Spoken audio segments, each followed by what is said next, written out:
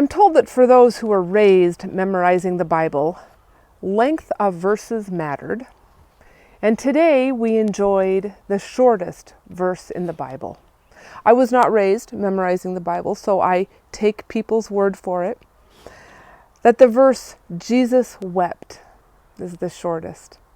In our translation that we heard, it's Jesus began to weep. Jesus began to weep. I saw a meme this week that said, "What a year I've had this week." I think I've had a couple of those now. By now, every one of us has been deeply affected by this pandemic and trying to respond in the best way we can. Some people are bored with nothing to do, waiting it out. Others have had their full-time work shift to at home, where they really don't have everything they need, and their kids are home with them. So they're doing both at once. Some people are essential workers, and they are out in public being exposed, at risk. Some are laid off with no immediate hope of coming back and wondering, how will I pay my rent? Some are sick. Some have loved ones who are at risk, and they are worried for them, and some have loved ones who are sick and they can't visit them. All of us are now affected by this pandemic, and these effects have created loss for all of us. We have lost, in our stay-at-home order, we have lost our social community, whether that is at school or at work. We've lost worshiping together. Here I am preaching to you, not able to see your eyes. We've lost the ability to touch each other, to stand close together, to meet with friends over coffee. We've lost our routine, just those everyday familiar things we do. And we have lost a sense of safety and predictability in life. If next week is anything like the last, who knows what will happen? In our reading from the Gospel of John, Mary and Martha suffered a great loss. They had lost their brother. And like most losses, it is multi-layered. They lost a brother who they loved. They also, we must assume, lost a sense of safety and predictability now in a world where women could not hold property.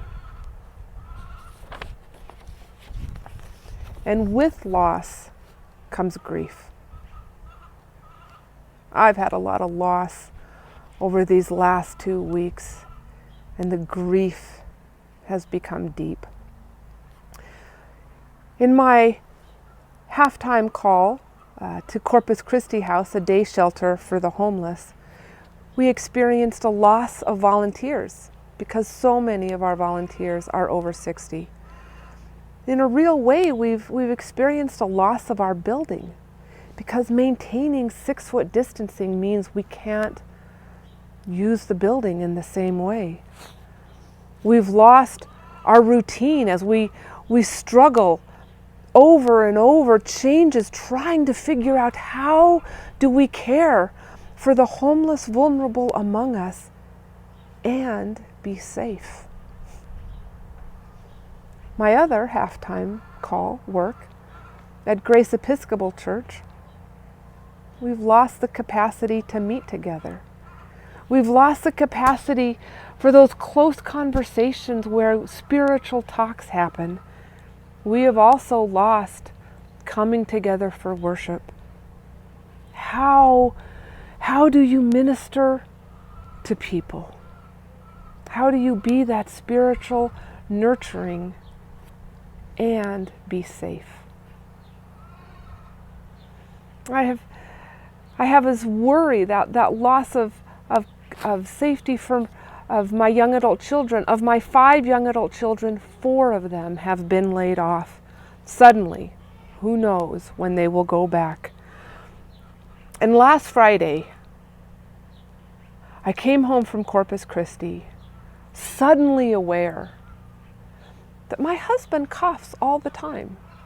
Oh yeah, that's because he has mild asthma. And I knew as I had been down there that we were not at that point successful at maintaining that 6-foot distancing, and it suddenly hit me. I may have been exposed. I can't give it to him. I have to protect him. And so I took my 2 youngest children and we moved into our RV trailer. I've lost my home. I've lost the closeness of a spouse. And with all of these losses, there is this worry, this anticipatory grief that the worst has not come yet. I worry for my young adult children who are just starting out in life as the economy collapses or appears to suffer greatly. I'm looking at the statistics and I worry, will someone I love die from this virus? Elderly loved ones who are in isolation, when will I see them again? Will I see them again, or will this virus take them? If a loved one goes to the hospital, I can't go visit. I carry this worry, this anticipatory grief, and these days my emotions are all over the place. Most every single day I'm on the verge of tears. And then I have this numb feeling, and I become exhausted and feel like I can hardly move. And then there's times when I'm angry, there's times when I'm overwhelmed, there's times when just little things set me off and I can't handle them. There's times when I just want to run away. And then there are times when I think, I'm surviving this.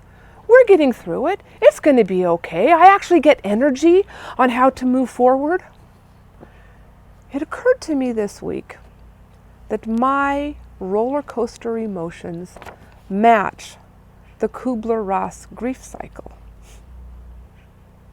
That grief cycle that includes denial, shock, fear, avoidance. That includes anger, which sometimes can be experienced as anxiety or frustration. That includes bargaining or trying to find meaning in all of this, or reaching out to others. That it does include depression, despair, hopelessness, fight or flight, running away.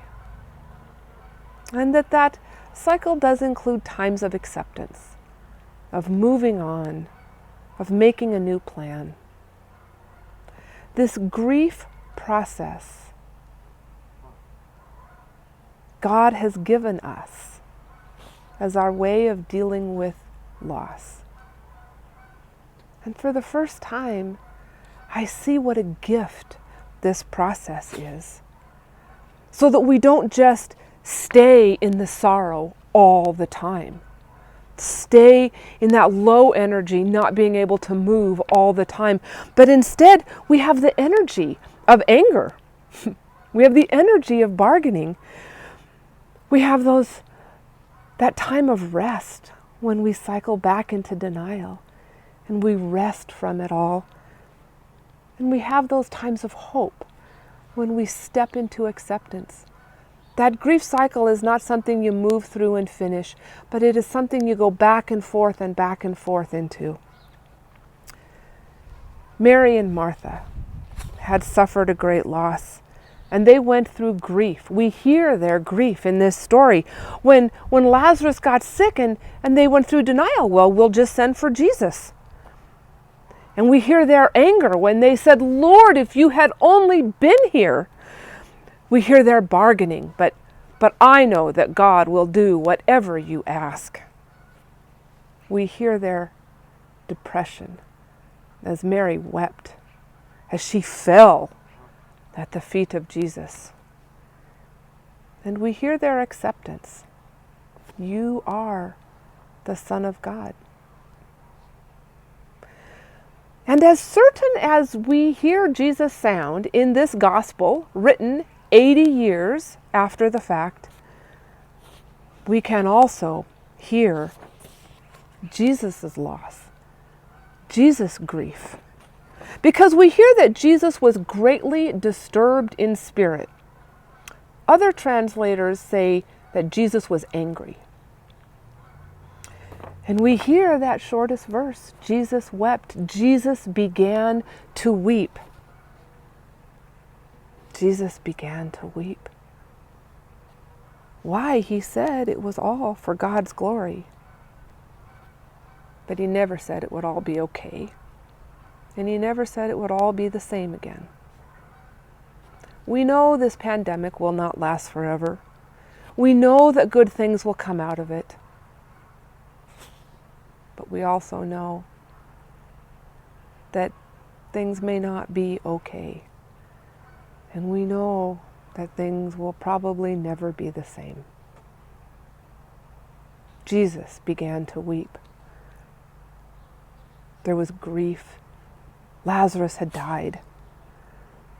Jesus knew his own death was coming. We grieve. We have lost. And we sense that more loss is coming. In these days, some of us need to feel confident that God has this. Some of us need to feel the sadness. Some of us need to just escape and think happy thoughts. Some of us need to be angry. Some of us need to do something to make it better. Some of us need to hope. And some of us need to lament. Chances are, many of us need all of these things at different times. Jesus began to weep. In these days, may we feel the presence of the God of love, still moving, beginning to weep, reminding us to be gentle with ourselves and joining us in this grief journey together.